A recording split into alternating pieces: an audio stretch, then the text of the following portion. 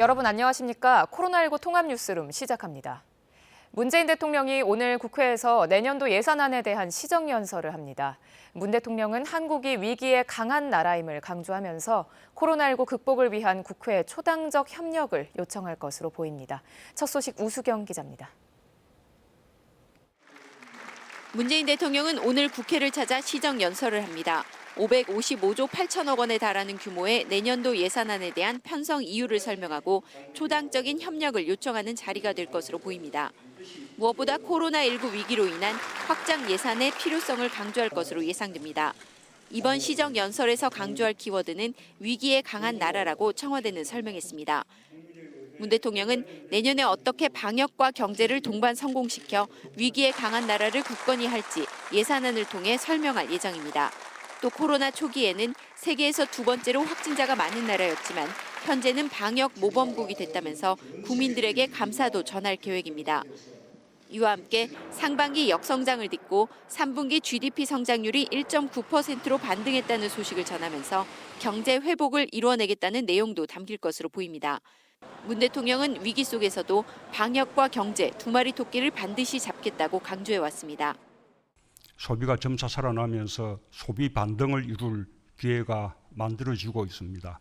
이 기회를 살려 빠른 경제 회복을 이끌 수 있기를 기대합니다. 내년도 예산안의 중점 투자 사업이 그린 뉴딜과 디지털 뉴딜을 두 축으로 하는 한국판 뉴딜인 만큼 국회가 원활한 예산안 심사를 통해 이를 뒷받침해달라고도 요청할 것으로 보입니다. 이 밖에 공수처 설치를 포함한 검찰 개혁 이슈나 남북관계 등 현안에 대한 언급이 있을지도 주목되는 부분입니다. 문 대통령의 국회 예산안 시정연설은 2017년 일자리 추가 경정 예산안 시정연설을 포함해 취임 이후 5번째입니다. KBS 뉴스 우수경입니다. 지난 25일 별세한 이건희 삼성전자 회장의 발인이 오늘 오전 엄수됐습니다. 취재기자 연결해 자세한 내용 들어보겠습니다. 임주영 기자, 운구 차량이 장례식장을 지금은 떠난 상태죠? 네, 그렇습니다. 고 이건희 삼성전자 회장의 운구 차량이 조금 전인 오전 8시 50분쯤 삼성 서울병원 장례식장을 떠났습니다. 부인 홍라희 전 리움미술관장과 아들 이재용 삼성전자 부회장 등 유족을 태운 버스도 이 회장의 운구를 뒤따랐습니다. 앞서 오늘 오전 7시 30분부터는 이 회장의 연결식이 약 1시간 동안 비공개로 진행됐습니다. 연결식에는 유족과 삼성 주요 임직원 등이 참석한 것으로 전해졌습니다. 이 회장의 운구 행렬은 고인의 발자취가 담긴 공간을 돌며 마지막 인사를 전합니다. 이 회장이 거주하던 서울 용산구 자택과 집무실로 쓰던 승지원, 이 회장이 사제를 털어 일군 삼성전자 화성사업장 등에서 임직원들과 작별 인사를 나누고 장지로 향할 예정입니다. 장지는 경기도 수원의 가족 선영입니다. 지난 25일 향년 78세로 별세한 이건희 회장의 장례식은 나흘 동안 가족장으로 치러졌습니다. 삼성은 고인과 유가족의 뜻에 따라 간소한 가족장으로 치르겠다고 밝혔지만 장례 기간 내내 빈소에는 재계와 정관계, 문화체육계 등의 조문이 이어졌습니다. KBS 뉴스 임주영입니다. 정부가 아파트와 단독주택, 토지 등 모든 부동산의 공시가격 현실화율을 90%까지 높이기로 했습니다. 다만 부동산 가격과 유형별로 상승 속도가 다른데 고가 주택일수록 더 빨리 오르게 됩니다. 천효정 기자가 보도합니다. 서울 마포구의 이 아파트는 84제곱미터형이 최근 16억 원에 거래됐습니다. 하지만 공시가격은 10억 원이 조금 넘습니다. 현실화율이 63%에 불과한 겁니다. 이런 공시가격을 시세에 더 맞추기 위해 국토연구원이 제시한 방안은 3가지. 시세의 80%, 90%, 100%로 높이는 아닙니다. 여당은 이 중 90% 안을 유력하게 제시했습니다. 공시지가를 시가의 90% 정도까지를 맞추자라고 하는 긴 로드맵입니다. 그 사이에 재산세 변동이 당연히 있을 수 있습니다. 현실화 목표는 정해졌지만 언제까지 90%로 맞출지는 부동산 가격과 유형별로 다릅니다. 기준은 9억 원입니다. 9억 원 미만 공동주택의 경우 처음 3년간은 연 1%포인트 미만으로 상승폭을 조절합니다. 그 다음엔 1년에 3%포인트 정도 오르는데 90%까지 10년이 걸릴 것으로 예측됐습니다. 상대적으로 낮은 가격의 부동산 공시가격이 급격히 뛰어 서민층의 세금 부담이 커지게 되는 것을 막기 위한 취지입니다. 반면 9억 원 이상 공동주택은 조정기간 없이 매년 3%포인트씩 바로 높아집니다. 15억 원까지는 7년, 그 이상은 5년 만에 90%에 도달합니다. 현실화율이 낮은 단독주택의 경우 연 3%포인트대의 상승률을 적용하면 90% 달성까지 최대 15년, 표준지의 경우 최대 8년이 걸리는 것으로 나타났습니다. 국토부는 공청회에서 나온 의견을 최종 검토한 뒤 공시가격 현실화 방안을 확정해 발표하기로 했습니다. KBS 뉴스 천유정입니다. 추미애 법무부 장관이 검찰이 옵티머스 사건을 무혐의 처분한 것에 대한 감찰을 지시했습니다. 봐주기 수사가 있었는지부터 당시 서울중앙지검장이었던 윤석열 검찰총장이 해당 사건을 보고받았는지 등 윤 총장과의 관련성을 조사하겠다는 겁니다. 김진우 기자입니다. 서울중앙지검이 수사해 지난해 5월 불기소 처분이 난 옵티머스 자산운용 사건. 윤석열 검찰총장은 당시 중앙지검장이었습니다. 총장께서는 그 내용을 처리 과정에서 몰랐다 이렇게 말씀하신 거죠? 이번에 알게 됐습니다. 부실 수사 논란이 커지자 추미애 법무부 장관은 법무부와 대검 감찰부에 해당 수사에 대해 합동 감찰을 벌이라고 지시했습니다. 추 장관은 인수자금에 대한 계좌 추적 등 기초적 조사도 거치지 않았다면서 봐주기 수사나 전직 검찰총장 등 유력 인사들의 로비에 의한 사건 무마가 있었는지 여부에 관해 진상을 확인하라고 했습니다. 또 추 장관은 사건 처리 내용이 당시 중앙지검장인 윤 총장에게 보고됐는지도 사실을 규명하라고 지시했습니다. 여기에 피해 규모가 컸는데도 중요 사건으로 분류되지 않은 경위까지 밝히라고 했습니다. 당시 부장검사로 수사를 맡았던 김유철 원주지청장은 부실 수사는 없었다고 맞서고 있습니다. 수사를 의뢰한 전파진흥원 측의 진술이 불분명하고 내부 경영권 다툼에서 비롯된 사건이라 강제 수사 등을 펼치는 게 적합하지 않았다는 등의 이유를 들었습니다. 이번 지시로 윤 총장 관련 감찰은 라임 수사 관련 의혹과 언론사 사주를 부적절하게 만났다는 의혹을 포함해 3가지로 늘었습니다. KBS 뉴스 김진호입니다. 방금 들어온 코로나19 소식 알아봅니다. 어제 방역당국이 발표한 확진자 수는 88명이었는데요. 오늘은 신규 확진자 수가 다시 100명을 넘긴 103명으로 집계됐습니다. 취재기자 연결합니다. 양민철 기자, 자세한 내용 전해주시죠. 네, 질병관리청 중앙방역대책본부는 오늘 0시 기준으로 코로나19 신규 확진자는 103명이라고 밝혔습니다. 이 가운데 국내 발생 신규 확진자는 96명이고 해외 유입 사례는 7명입니다. 신규 격리 해지자는 92명으로 현재 1,612명이 격리 중입니다. 위 중증 환자는 52명이며 새로 확인된 사망자는 1명입니다. 누적 사망자는 461명, 치명률은 1.76%입니다. 국내 발생 사례를 지역별로 보면요. 경기가 28명, 서울이 23명, 강원이 14명, 인천이 10명의 확진자가 발생했습니다. 방역당국은 사회적 거리두기를 시작한 지 8개월이 지났지만 보완할 부분이 많다며 거리두기 단계를 세분화하고 획일적인 시설 운영을 최소화해 사회적 수용성을 높이는 방향으로 거리두기를 개편해 조만간 발표하겠다고 밝혔습니다. 방역당국은 또 코로나19의 세계적 유행에 따른 해외 유입 증가, 독감과의 트윈데믹 가능성, 단풍철과 이번 주말로 예정된 헬로윈데이 등 여러 부분에 대한 대비가 필요하다고 강조했습니다. 이번 주부터는 만 62세 이상 어르신들의 독감 예방 접종이 시작된 가운데 정부는 아직 접종을 주저하는 분들도 있으나 예방접종은 중단 없이 계속돼야 한다는 전문가들의 판단을 믿고 따라달라고 거듭 요청했습니다. 지금까지 문화복지부에서 KBS 뉴스 양민철입니다. 서울 지역 중고등학교 신입생에게 내년부터 전국에서 처음으로 부모의 소득과 상관없이 1인당 입학준비지원금 30만 원이 지급됩니다. 서울시 구청장 협의회와 서울시 교육청은 코로나19로 인한 학부모 부담을 줄여주고 보편적 교육복지 확대 차원에서 입학준비금을 내년부터 지급하기로 잠정 결정한 것으로 KBS 취재 결과 확인됐습니다. 이 같은 지원 금액은 교복 구매 평균 가격 등 입학준비 대상 품목의 물가와 예산 등을 종합적으로 고려해 매년 달라질 수 있습니다. 지난해 기준으로 서울 지역 중고교 신입학 대상자는 14만 5천여 명으로 한 해 필요한 예산은 1인당 30만 원으로 계산할 때 약 435억 원입니다. 홍남기 경제부총리 겸 기획재정부 장관이 중저가 1주택 소유자의 재산세 부담을 낮추는 방안을 곧 발표하겠다고 밝혔습니다. 홍남기 부총리는 오늘 제9차 부동산 시장 점검 관계장관회의를 열고 첫 번째 안건으로 공시가격 현실화 및 재산세 부담 완화 방안을 논의한다고 알렸습니다. 부총리는 부동산 공시법에 근거한 공시가격 현실화 계획이 곧 발표될 예정이라면서 이와 연계해 정부가 중저가 1주택을 보유한 서민들의 재산세 부담이 늘어나지 않도록 하겠다고 말했습니다. 이번에는 KB증권 연결해 오늘의 주식시장 알아보겠습니다. KB증권입니다. 코로나19 재확산에 미국 증시가 부진한 모습을 보이면서 코스피 지수도 하락하고 있습니다. 반면 코스닥은 개인과 외국인의 매수세가 유입되며 연이틀 오름세입니다.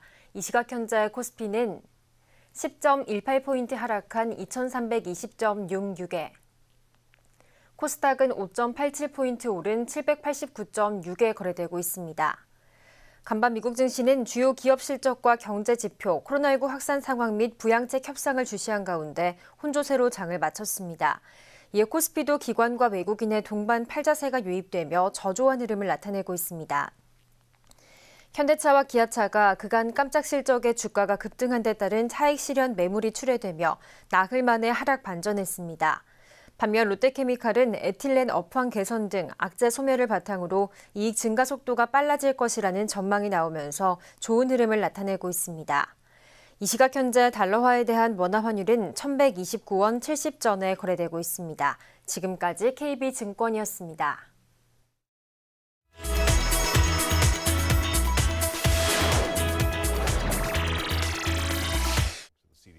코로나19로 아시아계 주민들이 이중고를 겪고 있습니다. 실업률이 급증한 데다가 차별까지 받고 있습니다.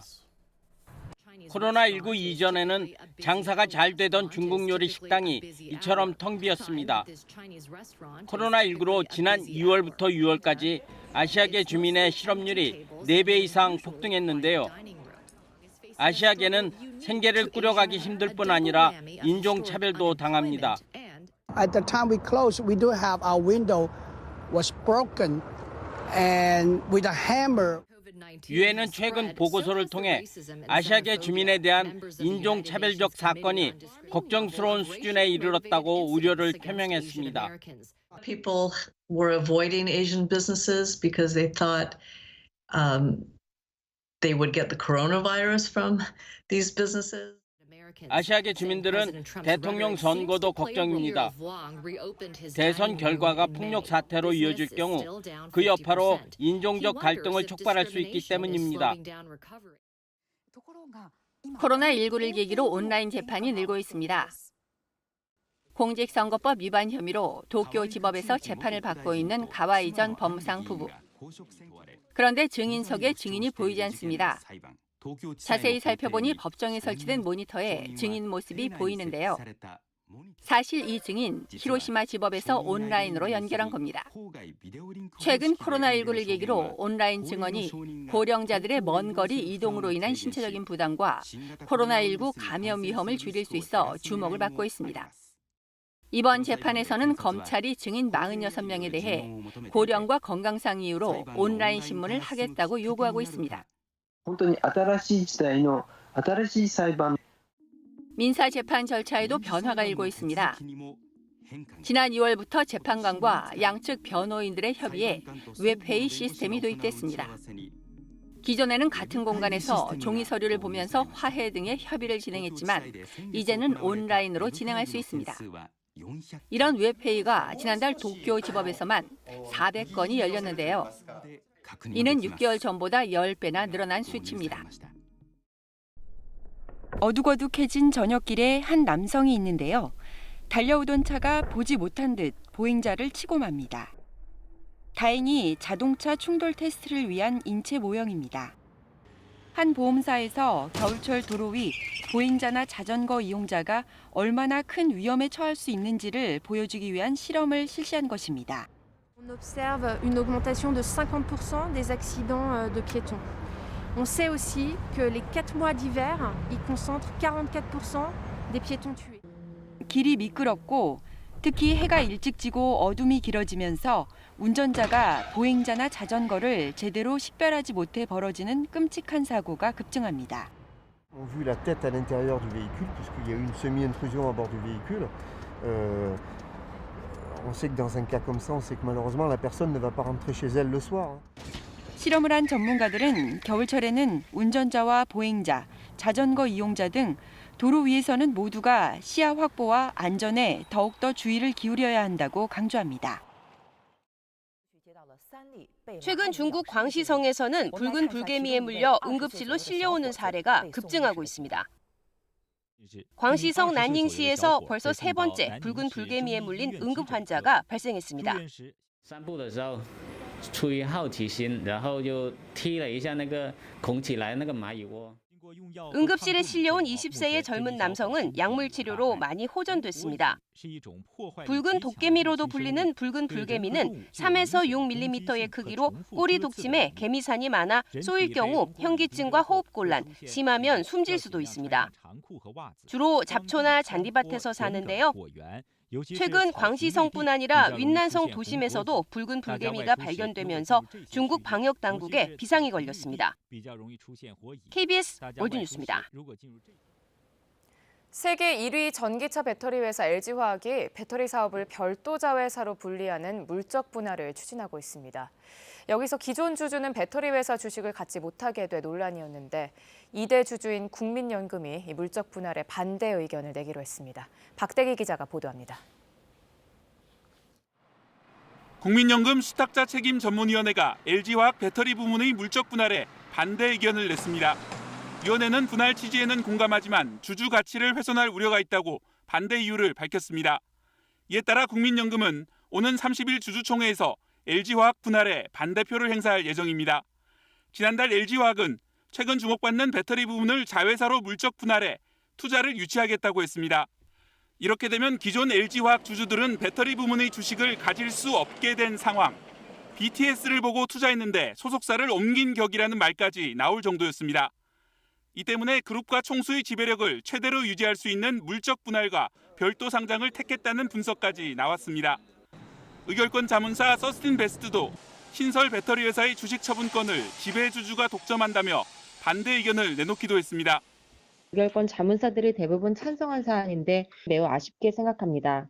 세계 최고 에너지 솔루션 기업으로 육성해 주주 가치와 기업 가치를 높이려는 것으로 국민연금이 보유한 LG화학 지분은 10%, 총수 일가가 지배하는 주 LG의 30%에 이어 2대 주주인데 나머지는 40%의 외국인 등 소액 주주들입니다.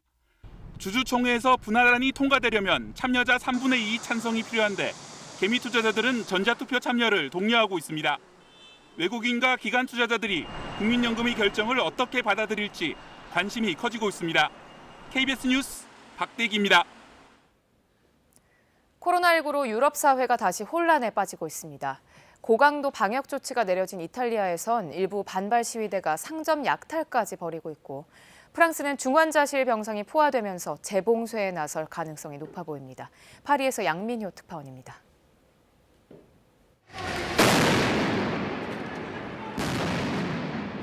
거리에 최루탄이 터지고 광장은 붉은 화염으로 물들었습니다.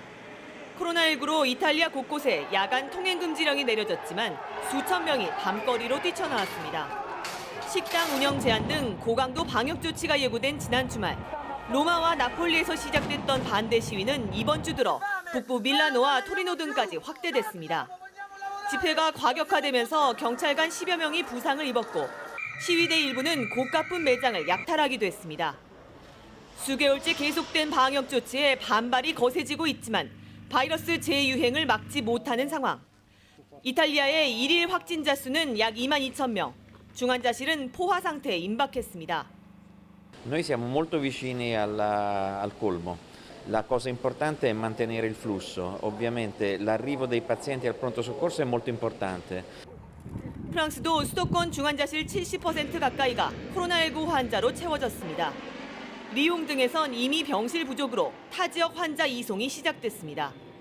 2주 전 파리부터 시작해 54개 지역에 야간 통행 금지령이 내려졌지만 그 사이 42만 명의 확진자, 2,300명의 사망자가 발생했습니다.